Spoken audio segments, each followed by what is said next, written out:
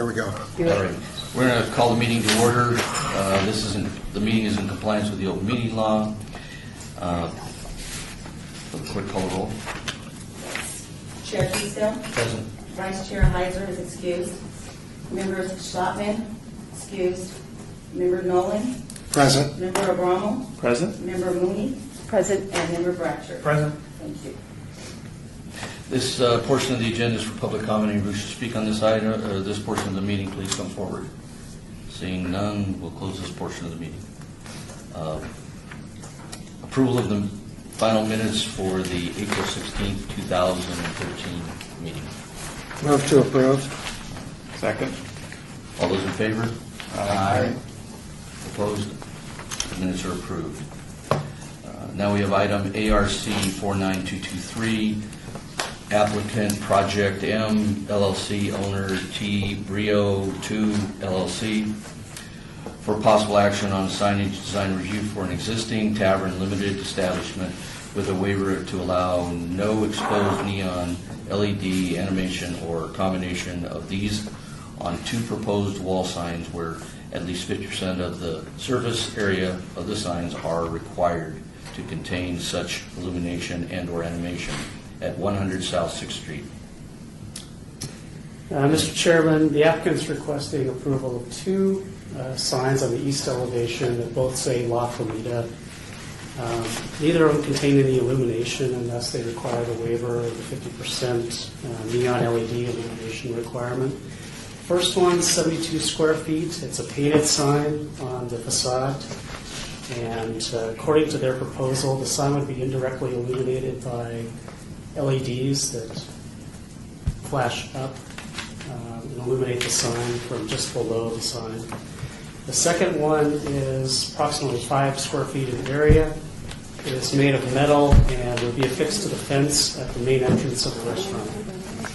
Because the signs could be designed to meet the Downtown Entertainment Overlay District illumination requirements, but are not, staff recommends denial of the waiver and denial of the request with conditions if approved. Is the applicant present?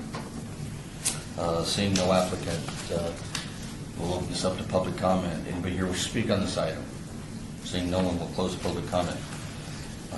Turn over to members for comment and or decision.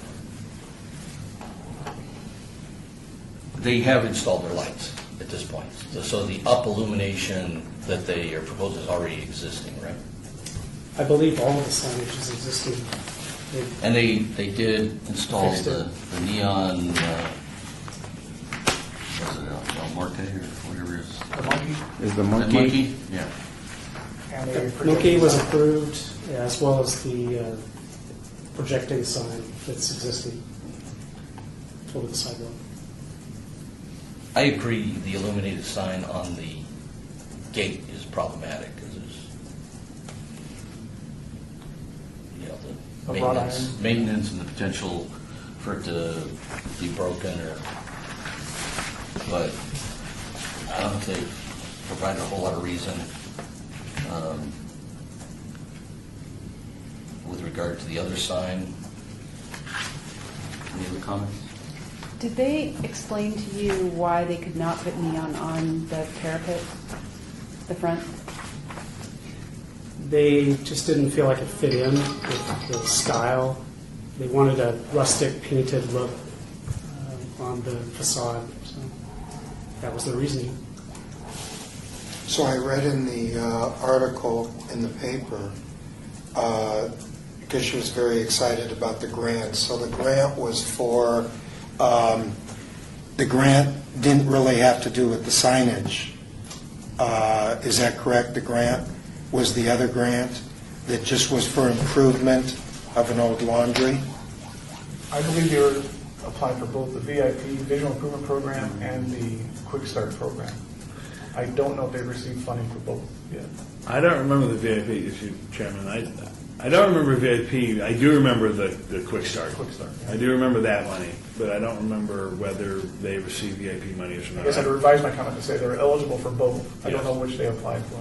I'm pretty sure they got the Quick Okay, Start. the only reason I brought it up, just trying to confine ourselves to the design review, was because it did read where they were excited. That's why they went forward and spent the $1 million or $2 million to fix it up.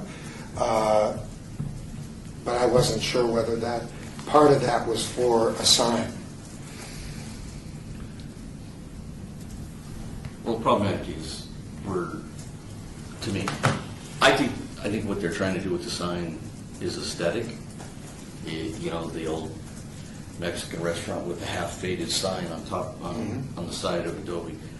But that may be a code issue for us. I think if somebody's coming to the city asking for grants and money, and we seem to dole out a lot in this area, I mean, it's pretty amazing how much you can get very quickly in the construction. No, I think there should be a construction audit, but that's a different issue. Why would we be sitting here looking at a continuous waiver when the city's contributing towards these projects?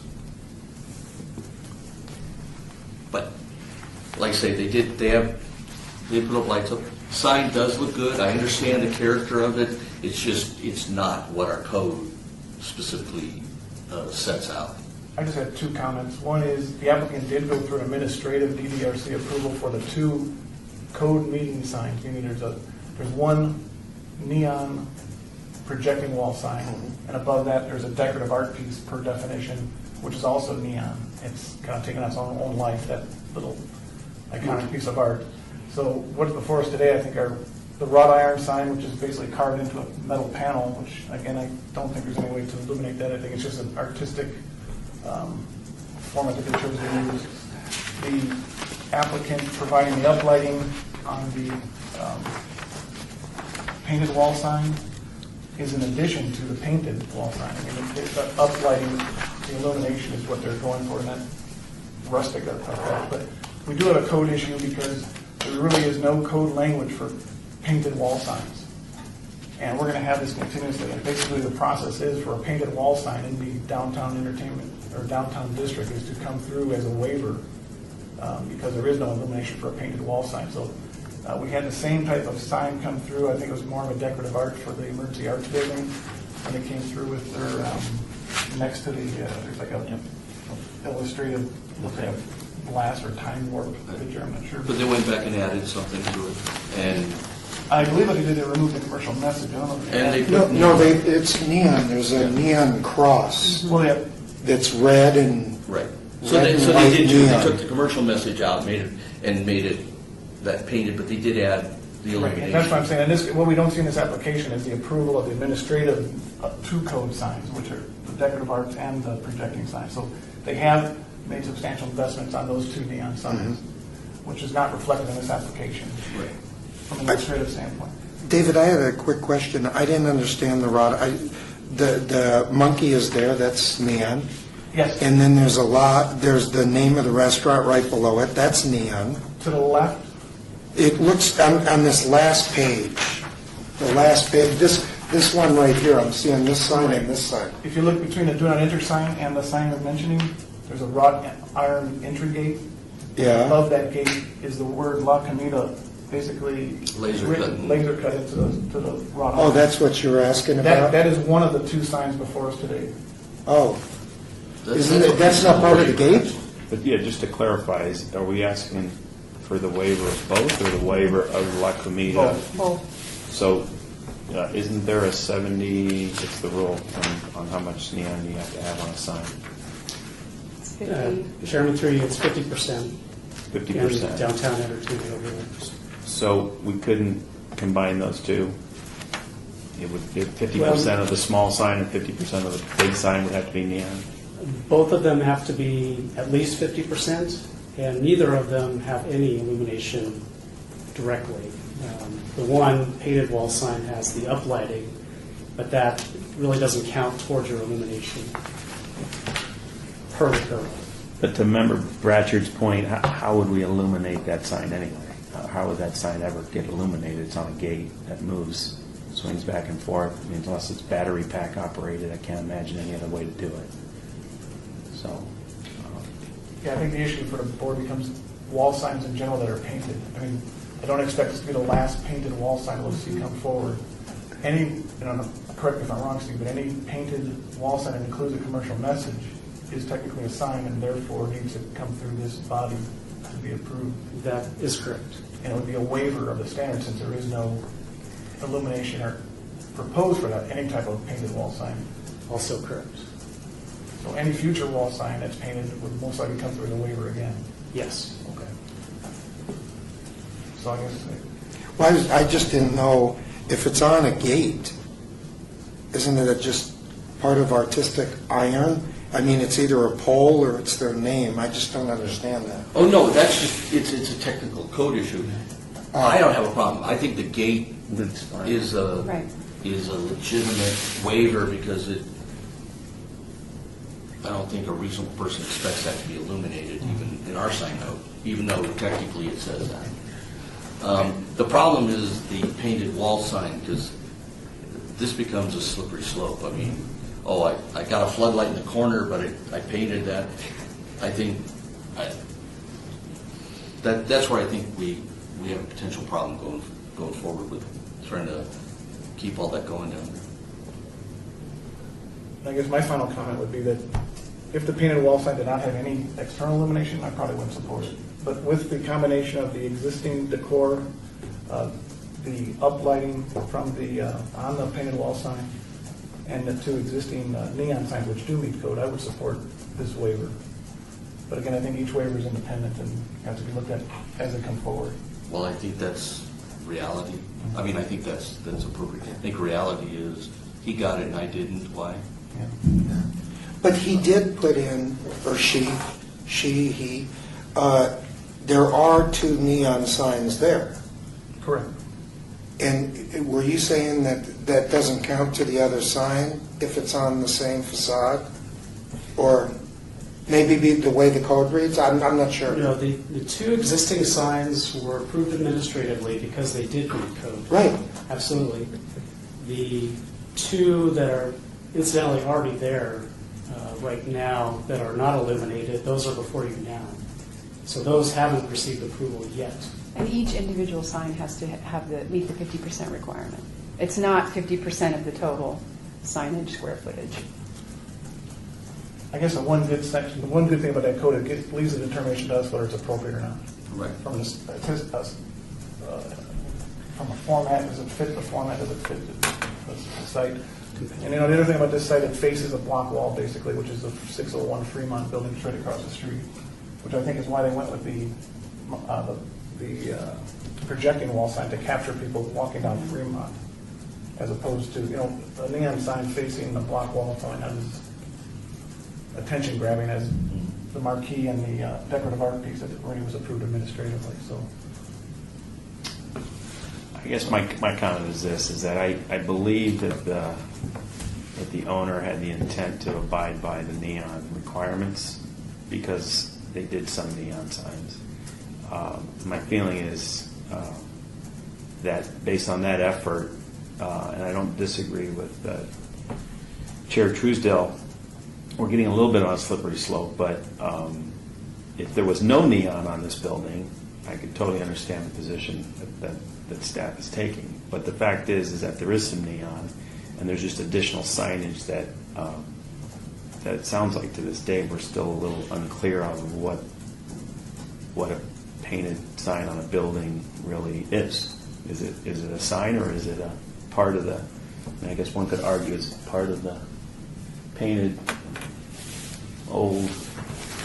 None of it's a commercial message. We don't get that argument. We don't. yeah, once you have a commercial message, art stops and it becomes a sign, Yeah. and it's a matter for this board to decide whether the waiver is appropriate. Well, one thing I did see, and I don't see it on the picture, but one thing I did see, you can see the old warehouse thing, which was kind of cool. I mean, this was a laundry in the past, and it's above the gate. You can't really read it, but you can see it when it's there. So they didn't completely paint out the old, it just was a sign that Yeah, said, I saw that too. I think that's kind of cool. Yeah. I mean, you've got something, their whole thing was, they could have built a new building, their whole thing looks like we took this old building and we want to show that it's an old building.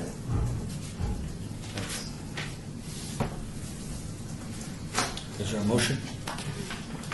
One, I guess, I'm of a belief, even though the applicant isn't here, what's before us is pretty straightforward. And unless we're saying no to the entire package, I think we can act on this and complete this fairly.